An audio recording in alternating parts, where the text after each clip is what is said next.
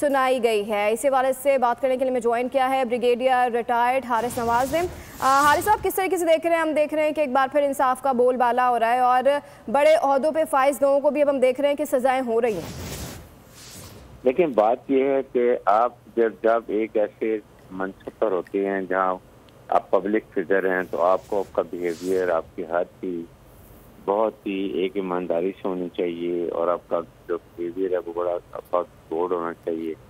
और फिर जब खास तौर पर जब ऐसी बातें करते हो कि चाहते हैं कि जो बहुत ईमानदार फाइज पर्सन है और आपकी बेगम यही कहें कि मैं बहुत नमाजी और मैं बहुत जिसका हूँ, और फिर उसके बाद की थोड़ी सी लालच में आके आप तो खाना की चीज़ों का लें और वो सस्ती प्राइस करें, उसको मजबूर करें, वैसे कॉन्डक्ट अनबिकमिंग, और ये नहीं होना चाहिए।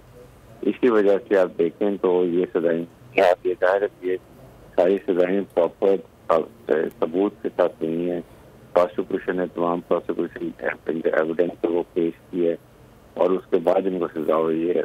और ये उस वक्त जब पावर में होते हैं तो आप सोचते नहीं है कि आप क्या गलतियाँ कर रहे हैं, आप उस वक्त नजर आ रहे हैं, आपको अपने एग्जाम्पल करने के जाते मदीना की बात करते हैं, then your conduct should be also above all everyone, should be a role model. लेकिन यहाँ की छोटी हालत में आगे अगर निकले तो जाहिर है कि यू डिजर्व सजा और वो आपको मिली और आप बच्चे you have all the remedy, you can go in court and next level आप फील कर सकते हैं, वो आपका राइट है, उसका अवेल कर सकते हैं। अच्छा हारिस नवाज साहब, आप क्या देख रहे हैं? तहरीक इंसाफ का क्या मुस्तकबिल देख रहे हैं आज के फैसले के बाद? तहरीक इंसाफ को खुद डिसाइड करने हैं कि वो अब क्या चाहते हैं। अगर बानी से पहले हुई है, अब भी हुई है, तो कॉन्टेक्ट आप करें, उसको मोरल डाउन करें, उससे इंतजार डालने की कोशिश करें, फिर आप उनसे बीच नथिंग इन पॉलिटिक्स। आपको बेहतर है आप उनसे बात करें, असम्बली में जाएं, वहाँ बात करें और इसका find solution. But I think ये पीटीए के मेंबर्स को देखने के सामने वैसे भी उनकी सजा खत्म हो गई, बाहर रहे हैं वाइस चेयर और बहुत ही पार्टी को आई थिंक उनको चाहिए टेक ओवर करें और उसको प्रॉपरली चलाएं और देखें पार्टी को रीऑर्गनाइज करें। अच्छा हारिस नवाज, बार बार हम तो ये देखते हैं कि अगर हम पीटीआई की बात करें, तहरीक इंसाफ की बात करें, तो वो तो गवर्नमेंट से बात करने के लिए रेडी नहीं है।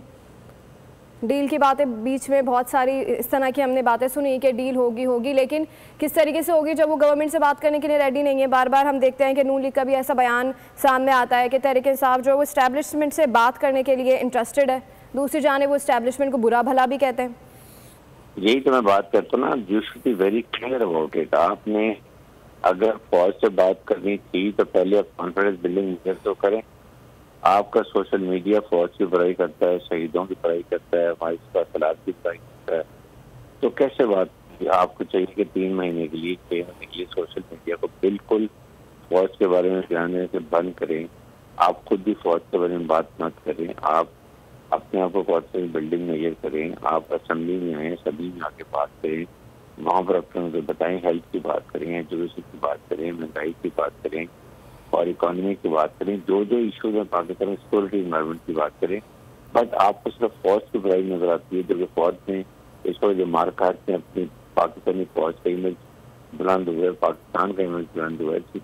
साहब फील्ड मार्शल एसएम मुनीर को दुनिया पर सराहती है, व्हाइट हाउस में, अमेरिका में, यूरोप में, मिडिल ईस्ट के अंदर। तो आप उनके बारे में ऐसी बात करते आप क्यों इंतजार लगती है कि दुश्मन को नैरेटिव के फौज आपको जो है कमजोर करो और उसके बाद फौज को कमजोर करने के बाद अपने लीबिया, सीरिया, इराक की तरह पाकिस्तान को दोबारा का हाल करें।